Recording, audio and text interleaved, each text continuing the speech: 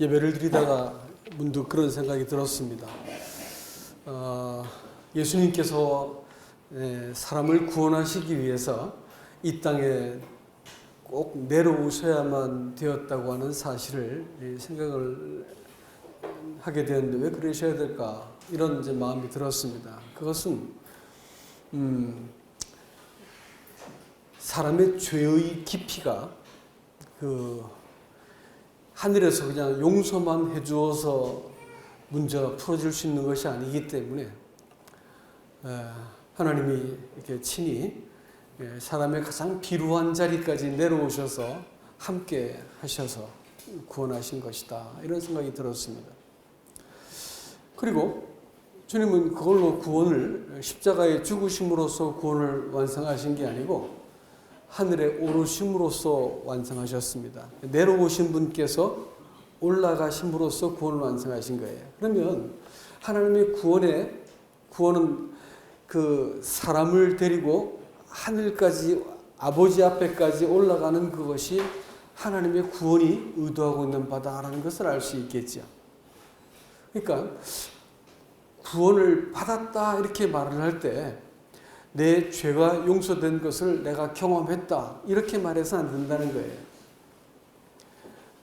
구원은 나와 같은 인간과 함께 하시기 위해서 찾아 내려오신 하나님 예수 그리스도를 사람이 마음으로 받아들인 것이고 그분과 함께 동행하여서 아버지 앞에 갈 때까지를 모두 구원이라고 표현하는 것입니다.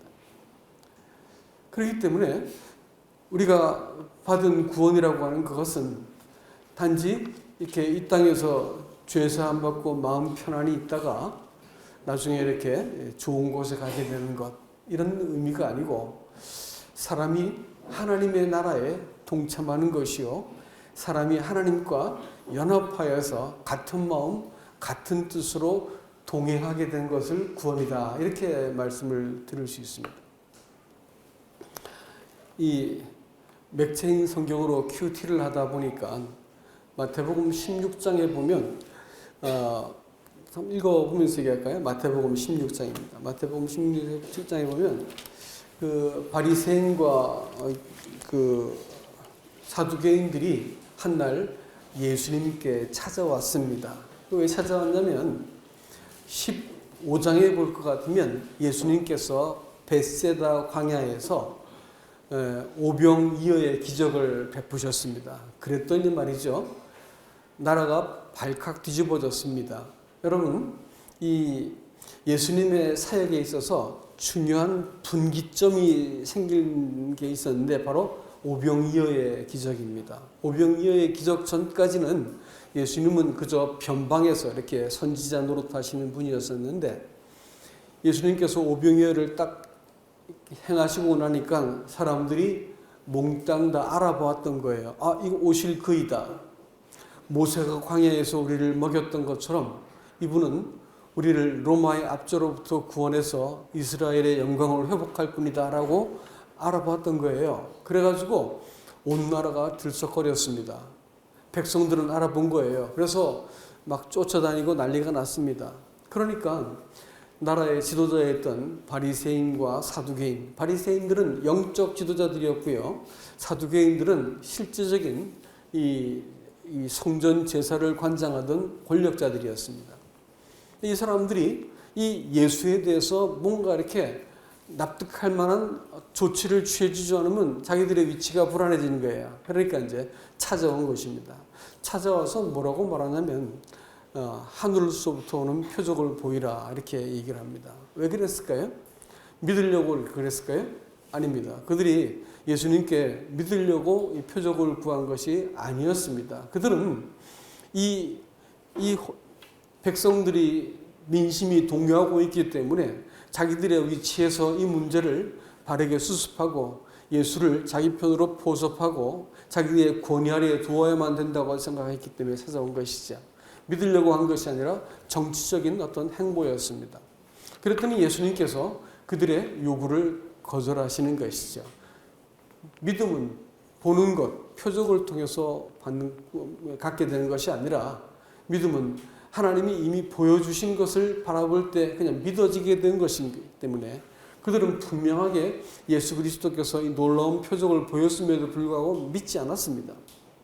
그것은 자기들의 입장이 있어서 그런 거겠죠. 자기들의 입장이 있으니까 예수께서 이 놀라운 표적을 보였음에도 불구하고 받아들이지 않았던 것입니다. 자기 입장에서 그것을 이해하려고 들었던 거예요. 그러니까 이 사람들에게는 도무지 믿음이라는 것을 믿음을 갖는 것보다도 이 문제를 어떻게 처리할까만 생각하고 있었던 것이죠. 그래서 예수께서 분명히 자신을 계시해 주셨음에도 불구하고 믿을 수 없었던 것입니다. 비슷한 사람들이 또 있었죠. 제자들이었습니다.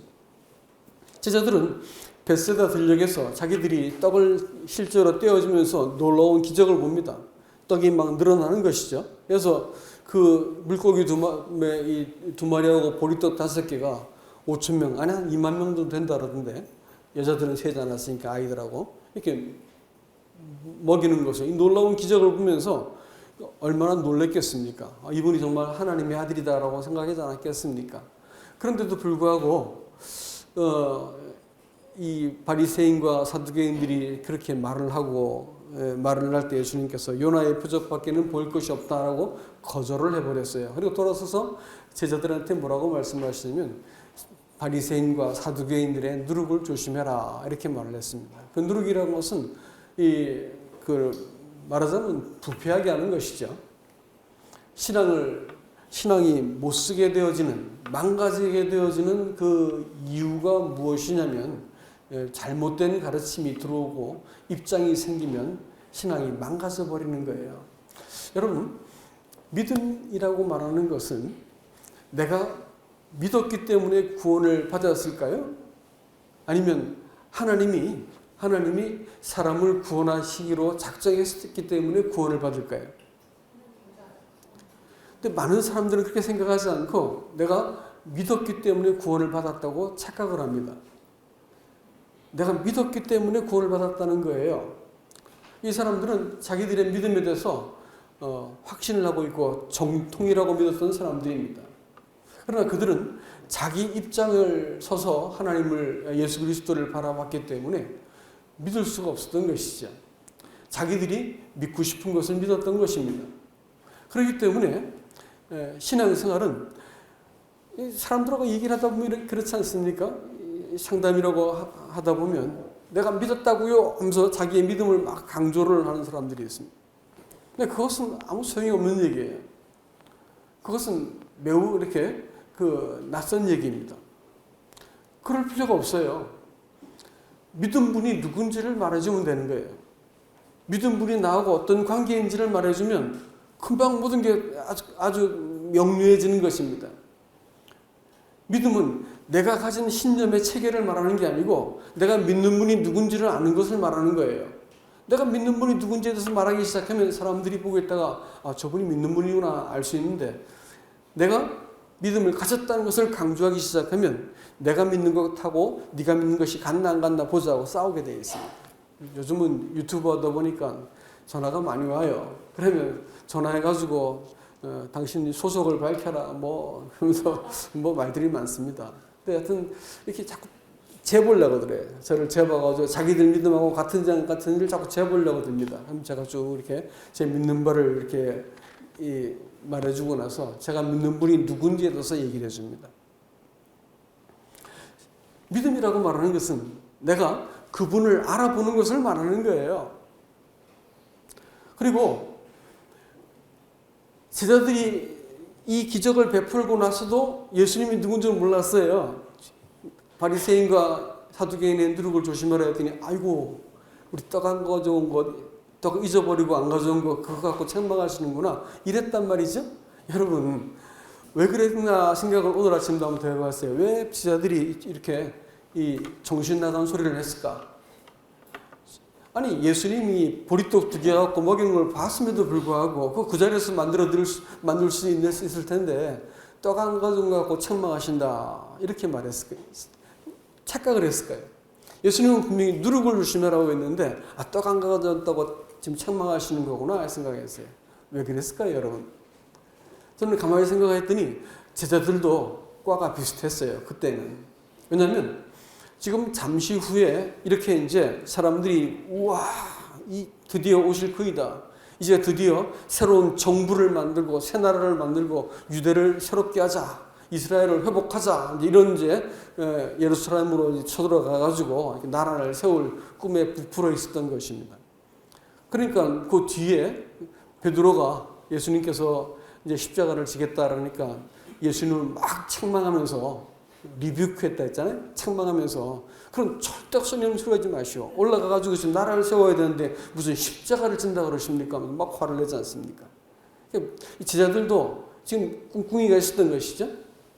자기가 받을 보상, 이 땅에서 세워질 나라에서 내가 인정받고 책망받지 않고 칭찬받고 내가 세워져야 된다는 그런 생각에 꽉 차 있었던 것입니다. 그러니까 제자들도 역시 예수님이 누군지를 몰라봤다고 한 점에서는 마찬가지입니다.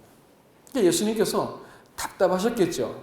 그래서 즉시로 가이사라 빌립보라는 지경으로 쭉 게네사렛 호수를 건너와 가지고 거기서 쭉 이동해 오시면서 가이사라 빌립보에 들어섭니다. 가이사라라고 하는 말은 아시는 것처럼 황제 이름입니다. 황제 이름이 붙은 도시는 도서관이라든지 뭐 체육시설이라든지 뭐 이런 것들이 다 갖춰 있어야 하기 때문에 굉장히 화려합니다. 박석으로 쫙 깔려 있어가지고 화려한 것이죠. 근데 화려한 그 도시를 두고 주님께서 돌연 제자들에게 질문을 합니다. 너희는 나를 누구라 하냐?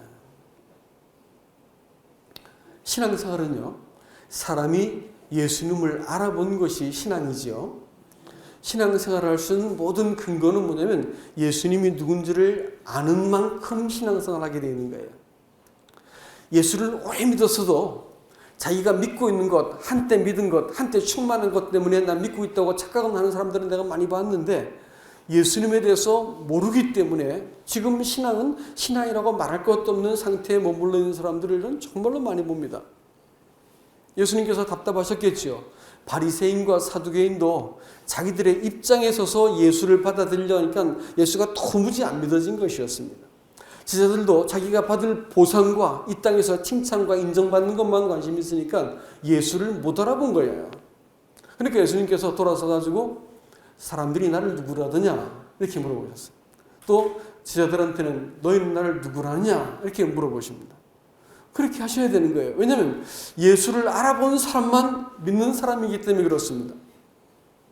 신앙생활은 예수를 알아보지 못할 것 같으면 신앙은 자기가 믿고 있는 바를 가지고 신앙이라고 착각을 하게 되어 있는 거예요. 응?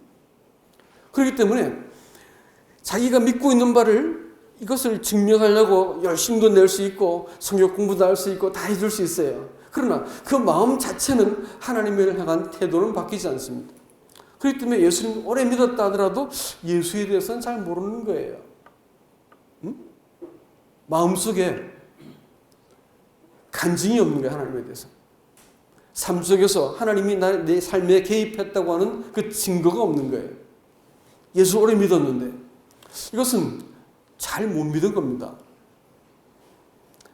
믿음은 현재형이에요.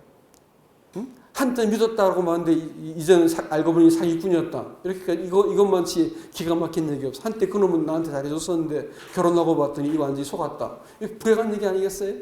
믿음이라고 말하는 것은 그런 게 아니에요. 늘 현재형입니다. 그러니까 한때 믿었다는 말 하지 마세요. 지금 내가 주님과 어떤 관계인가가 중요합니다. 내가 주님을 아는가가 중요한 거라고요. 예? 말씀을 좀 읽어만 드릴게요. 읽어드리고 오늘 본문이었던 예레미야서 2장으로 넘어가겠습니다. 제가 마태복음 읽어드릴게요. 이렇게 읽으면 말씀이 좀 이렇게 이해가 좀 쉽습니다. 바리새인과 사두개인이 와서 16장 1절부터 읽습니다. 예수를 시험하여 하늘로부터 오는 표적을 보이기를 청하니 예수께서 대답하여 가라사대 너희가 저녁에 하늘이 붉으면 날이 좋겠다 하고 아침에 하늘이 붉고 흐리면 오늘은 날이 굳겠다 하나니 너희가 천기는 분별할 줄 알면서 시대의 표적은 분별할 수 없냐. 악하고 음란한 세대가 표적을 구하나 요나의 표적밖에는 보여줄 것이 없느니라 하시고 저희를 가시다. 제자들이 건너편으로 갈 새에 떡 가져가기를 잊었더니 예수께서 이르시되 삼가 바리새인과 사두개인들의 누룩을 주의하라 하신대 제자들이 서로 의논하여 가로되 우리가 떡을 가져오지 아니하였도다 하거늘 예수께서 하시고 가라사대 믿음이 적은 자들아 어찌하여 떡이 없으므로 서로 의논하느냐 너희가 아직도 깨닫지 못하느냐 떡 5개로 5,000명을 먹인 것을 먹이고 죽은 것이 몇 바구니며 떡 7개로 4,000명을 먹이고 죽은 것이 몇 광줄이인 것을 기억지 못하느냐 어찌 내 말한 것이 떡에 가는 것이 아님을 알지 깨닫지 못하느냐 오직 바리새인과 사두개인의 누룩을 주의하라 하시니 그제야 제자들이 떡이 누룩이 아니요 바리새인과 사두개인들의 교훈을 삼가라고 말씀하신 줄 깨달으니라. 예수께서 가이사랴 빌립보 지방에 이르러 제자들에게 물어 가로되 사람들이 인자를 누구라느냐 가로되 더러는 세례 요한 더러는 엘리야 더러는 에레미야 선지자 중에 하나라 하더이다. 가로되 너희는 나를 누구라느냐 시몬 베드로가 가로되 주여 저는 그리스도시요 살아계신 하나님의 아들이시니이다. 스토리가 맞죠? 그렇게 이해하면 본문이 이해가 되죠, 여러분? 예. 요즘 인터넷에 볼 것 같으면 시대를 분별하라. 시대적인 분별, 뭐 이런 말들을 가지고 666표를 받았습니까? 안 받았습니까? 하고 또 백신 맞으면 666표니까 백신 맞지 마시오. 뭐 이런다든지 제3성전이 곧 섭니다. 이제 우리 휴가할 준비합시다. 하고 막 난리가 났습니다. 여러분 그런 것 보고 우리가 백신 안 맞고 성전 세우지 못하도록 저지하고 예? 또 사회주의 정권이 들어오지 못하도록 싸우면 하나님 나라가 이루어질까요? 또 그리고 내가 그 소위 흰 옷 입고 12시만 되면 내가 주님 오실 때를 기다린다고 우리가 온전해질까요? 착각하는 겁니다. 그거는 그렇게 동요하지 마세요. 이 세상 사람들은 인터넷 보면 막 동요합니다. 그러나 정말로 중요한 것은 정말로 중요한 문제는 어디 걸려 있냐면요. 내가 예수를 아는 겁니다.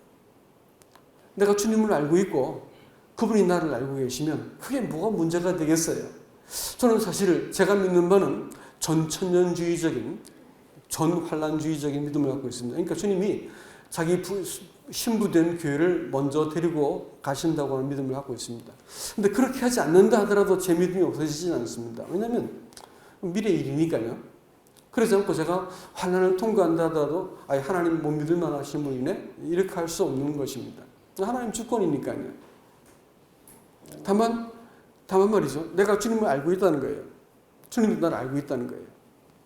그래서 나는 지금 세상의 시류와 시대적인 분별 때문에 내가 이렇게 마음이 급해지거나 막 쫓기지 않는다는 겁니다. 내가 알고 있는 주님, 내가 모시고 있는 주님 때문에 나는 평안히 지금 이 땅을 살아갈 수 있다는 것입니다.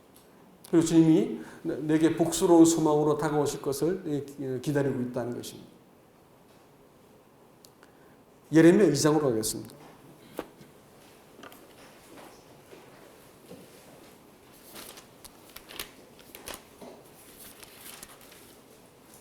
여간하면 그 큐티를 맥체인 성경과 함께 가시면 참 좋을 것 같아요. 이렇게 맥체인 성경에 오늘 또 예레미야 순서가 그렇죠. 이 2장에 보시면 여러분 이 예레미야서 자체가 이스라엘 백성이 바벨론 포수로 끌려가기 전부터 시작해가지고 끌려가는 모든 과정 속에서 활동했던 선지자입니다. 이스라엘에 대한 소망을 얘기하지만 이스라엘에 대한 죄를 지적합니다. 그들로 하여금 돌이켜서 하나님의 약속 안에 거하도록 하기 위해서 책망하고 위로하던 선지자가 바로 예레미야였습니다. 근데 예레미야가 이 소망스러운 약속을 얘기했지만 그럼에도 불구하고 그들이 하나님에 대해서 갖고 있는 그릇된 태도에 대해서 또 명확하게 말씀해 주고 있습니다. 그들은 어떤 사람들이었느냐? 성경의 2절을 말씀 볼 것 같으면 예루살렘 거민의 귀에 외쳐 말할지니라 여호와께서 이같이 말씀하시기를 내 소년의 때 우위와 내 결혼 때 사랑꽃이 뿌리지 못하는 땅 광야에서 어떻게 나를 쫓았음을 너희가 내가 너희를 위하여 기억하노라. 그때 이스라엘은 나 여호와의 속물 곧 나의 소산 중 처음 열매가 되었나니 그를 삼키는 자면 다 벌을 받아 재앙을 만났으리라. 여호와의 말이니라.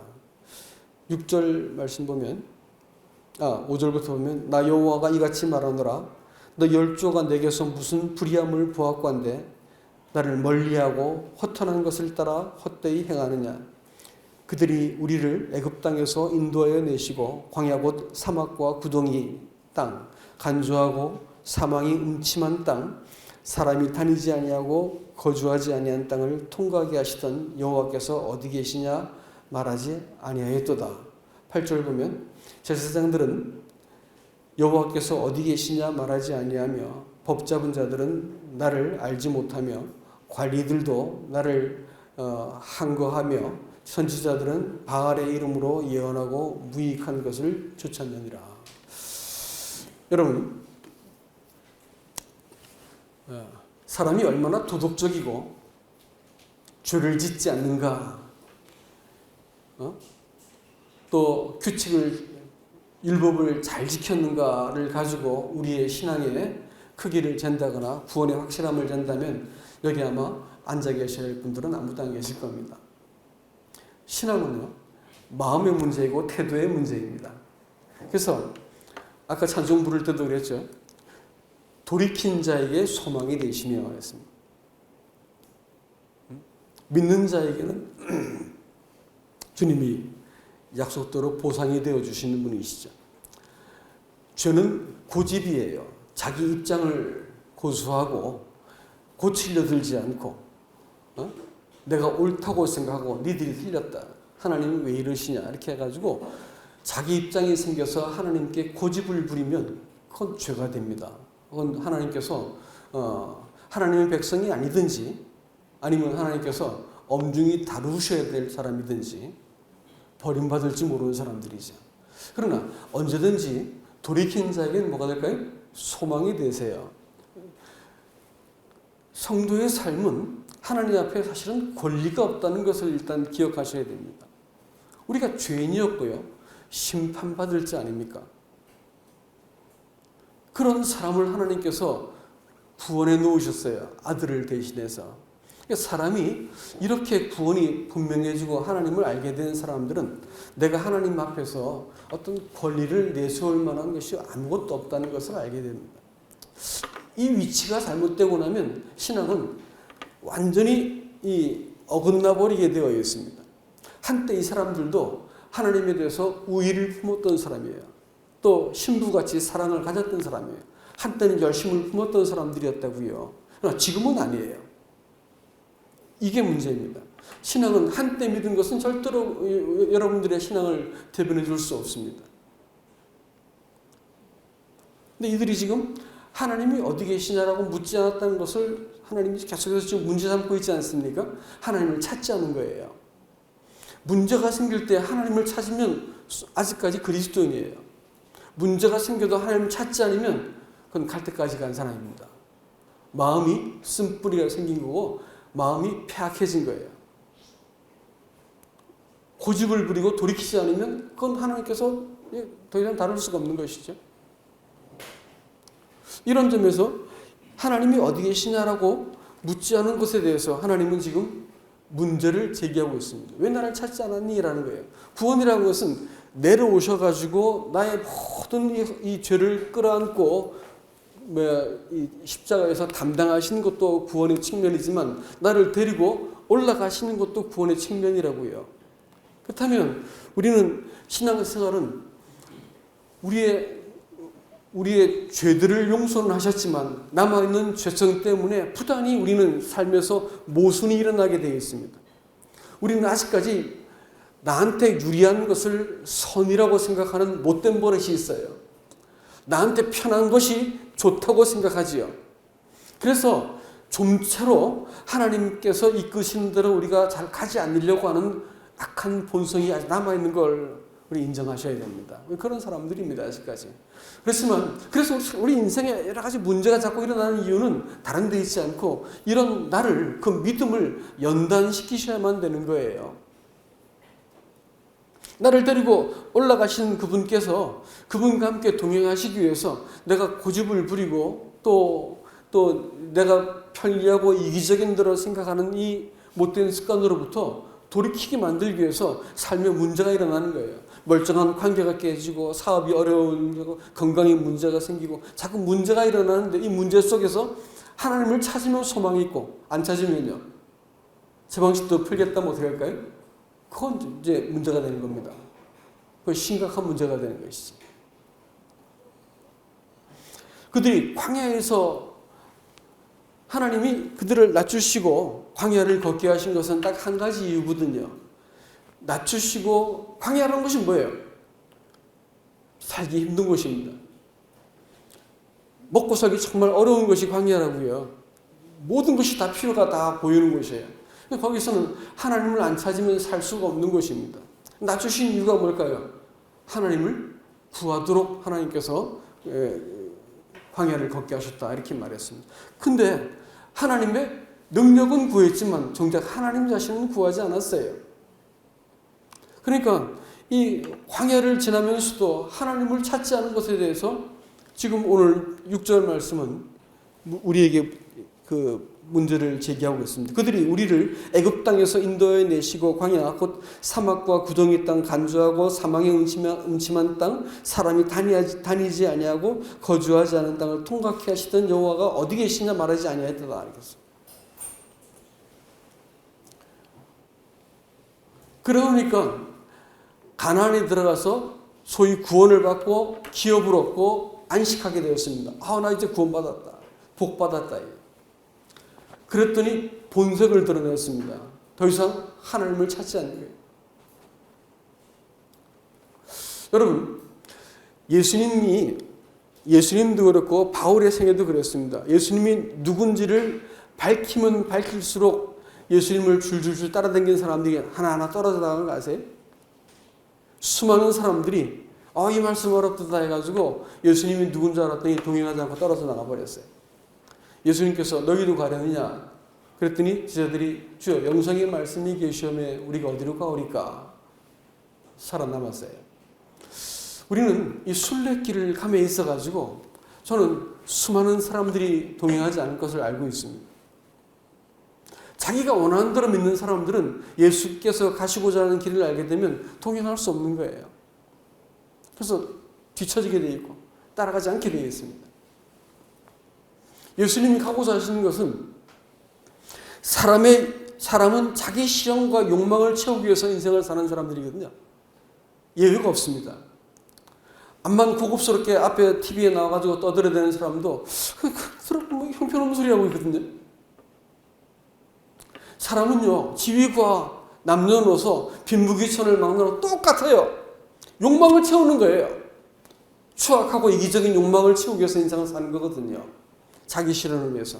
그 실현하기 위해서 사람들을 희생시키고 가족을 버리고 별짓을 다 해요. 그런데 예수님께서는 그것을 대적이라고 보시는 거거든요.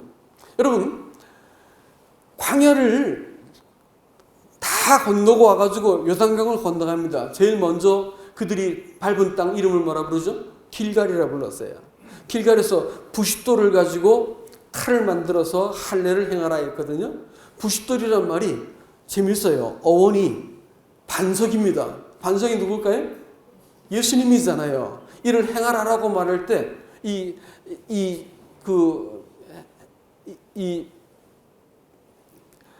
할례를 행한다라고 하는 그 말이 갖고 있는 그 의미가 말이죠.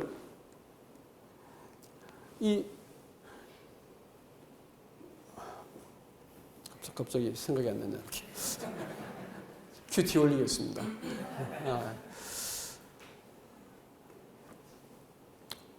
아무튼 지금까지 그 살아온 그 모든 그것을 그리스도에게 합하고 연합하라라는 의미라고 했던 것을 기억합니다. 그리스도께 이렇게 합하다라는 의미를 부싯돌을 가지고 그 할례를 행하라는 말이 그런 의미로 제가 기억을 하고 있습니다. 신앙생활이라고 말하는 것은요,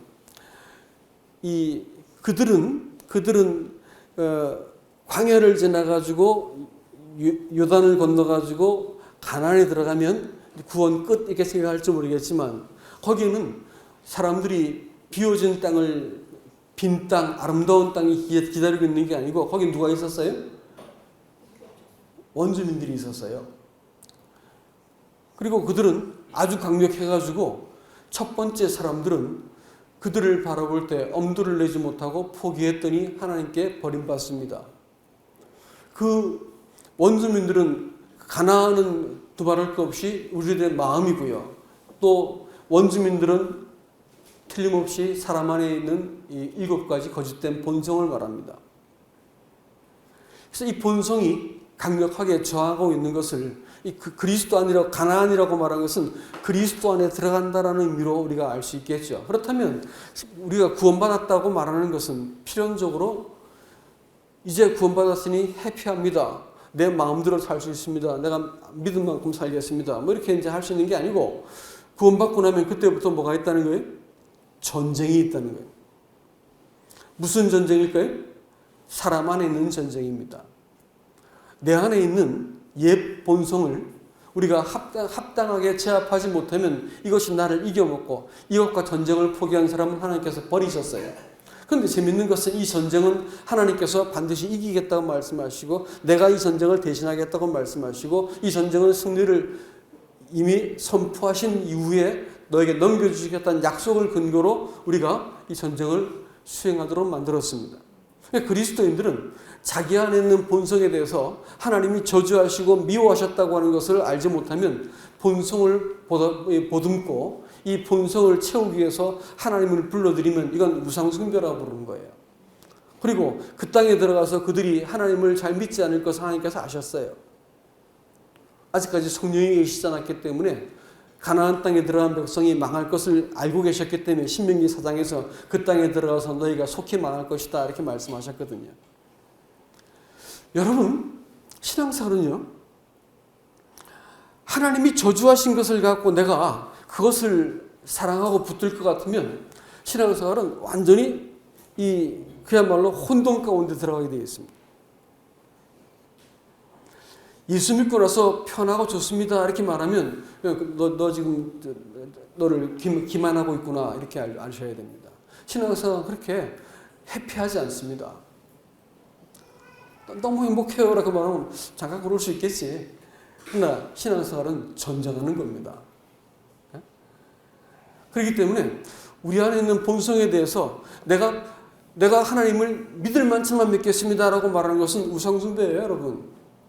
하나님이 이끄실 만큼 믿어야 되는 거지 내가 믿을 만큼만 믿고 구원받을 만큼만 받고 요만큼만 믿어드리겠습니다 라고 말하는 것은 가증한 거예요. 하나님께서 그런 구원은 주신 적이 없어요.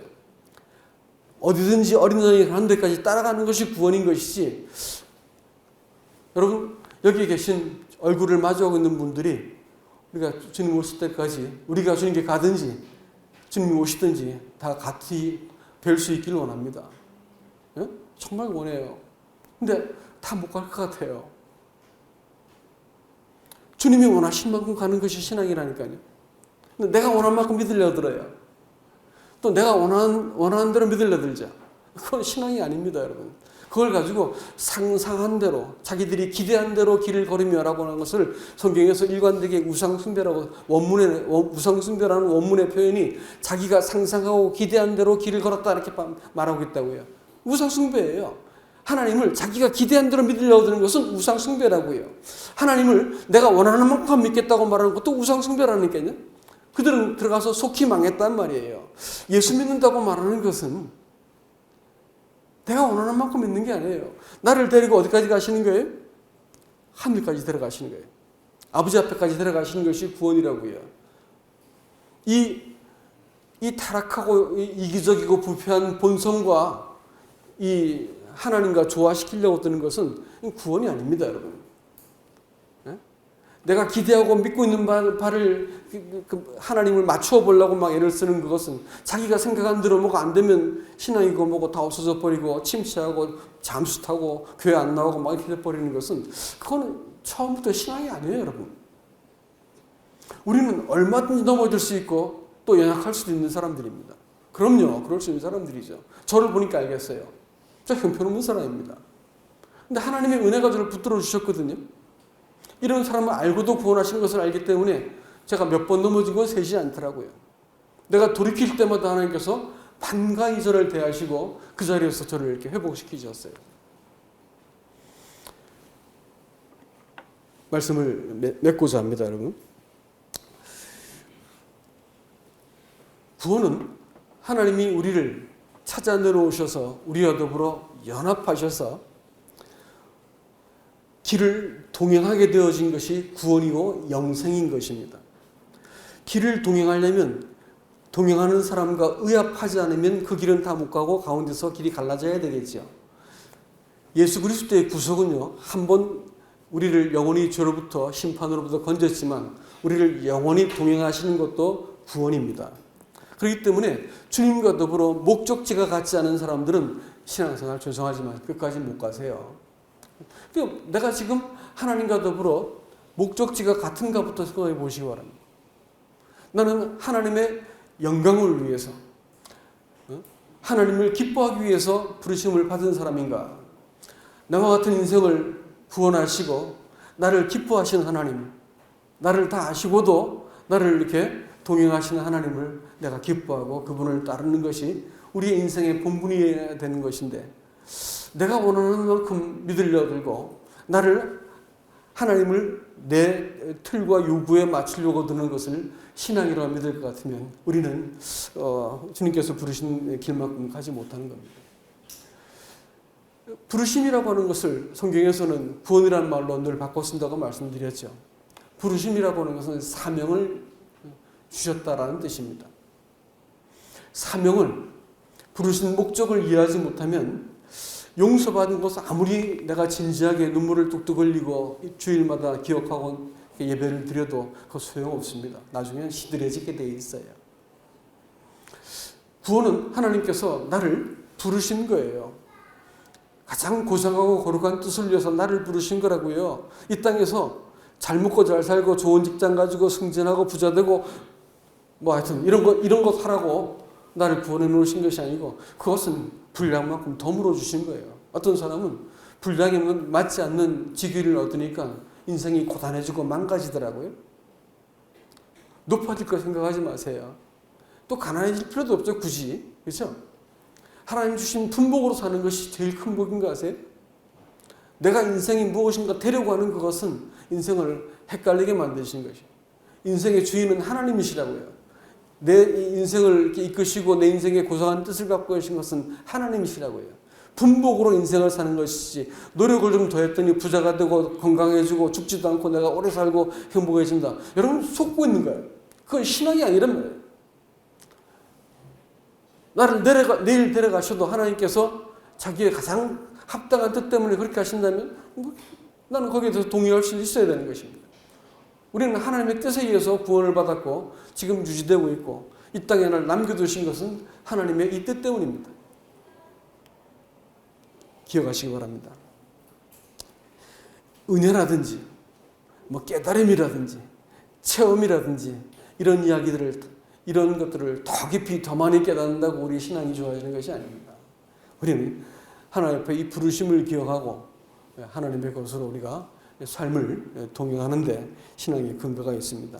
이 마지막 이 시대 정신이 그래요.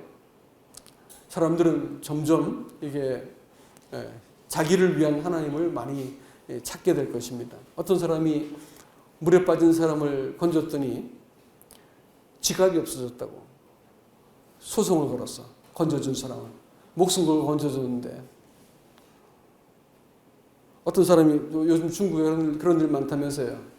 노인이 쓰러졌더니 가서 이렇게 정신 차리도록 해주고 응급처치 해주고 했더니 병원으로 모셨더니 나중에 고소가 들어와서 병원비 물어내라는 뭐 이런 일들이 너무 비일비재하니까 이제 새롭지도 않습니다. 사람들은 세상을 자기 편에서 바라봐요. 구원도 자기 편에서 바라볼 때 가장 더럽고 추잡한 것이 되는 것입니다. 구원은 우리를 위해서 베푸신 게 아니에요, 여러분. 하나님의 뜻을 위해서 베푸신 거예요. 네? 하나님의 가장 고상한 뜻을 위해서 구원받고 나면 이제 내가 내 인생을 나를 위해서 사는 게 아니고 하나님의 뜻을 위해서 사는 거구나. 나를 통해서 하나님을 드러내시고 나를 통해서 사람들이 하나님 영광을 보도록 하기 위해서 나를 구원하셨구나라는 것을 알게 되어지면 비로소 삶을 살아감에 있어가지고 하나님과 이 유치한 싸움을 하지 않게 되는 것입니다. 우리는 이런 점에 있어가지고 하나님을 어떻게 알고 계신지 물어봐야 되겠습니다. 자기 자신에게 물어보셔야 됩니다. 예레미야서에 대해서 한때 우위를 갖고 한때 사랑한 사람들이 이렇게 하나님을 버릴 수 있었다고 할 것 같으면 우리는 안 그럴까요? 구원은 과거형으로 말하지 마세요. 이제 내가 내 구원의 관계는 늘 현재형입니다. 내가 얼마나 놀라운 믿음의 확신과 믿음의 열심을 갖고 있다. 이것이 내 신앙을 지키는 것이 아니고 내가 언제 넘어지고 언제 깨어져도 하나님께 단숨에 달려갈 수 있는 영혼의 간격이 나를 살려내는 거예요. 어떻게 깨어졌어도 하나님 앞에 내가 돌아서고 하나님을 향하면 바로 그 앞에 계신 하나님이 나를 딱 붙들어 주시는 영혼의 간격이 하나님과의 관계가 나를 살리는 것이라고요. 아시겠어요? 신앙의 목적지를 생각하기 바랍니다. 아니면 우리는 이 마지막 시대에 이 현란한 기적과 또 많은 그 논리적인 이단의 가르침들이 난무합니다. 요즘 이렇게 제가 이렇게 근심이 되어가지고 이렇게 글들을 읽으면 정말 걱정스러워요. 너무너무 정교해. 이단들의 어떤 그 교리가. 앉혀놓고 한나절 그 사람들 와서 얘기하면 설득 안 되는 사람이 있겠나 생각이 들 만큼 말이 너무 정교합니다. 예수 그리스도를 이 부르심을 따라서 구원을 받고 하나님의 성령이 우리 마음속에 들어오셔서 하나님하고 우리 사이의 영혼의 간격을 이렇게 없애주시고 또 내가 나를 동행할 수 있도록 말씀으로 나를 일깨우신 분을 알지 못한다 할 것 같으면 이 마지막 시대를 견딜 수 있겠나라는 근심이 듭니다. 주님 오실 때까지 우리가 몸된 교회 안에서 이 살아계신 하나님 예수 그리스도를 함께 공유하고 또 정직한 교제를 하고 자기 자신 때문에 자기 자신의 상태 때문에 하나님을 제한하지 않는 서로를 있는 그대로 봐주고 용납할 수 있는 좋은 교제가 몸된 교회 안에 일어날 수 있기를 바랍니다. 이상입니다.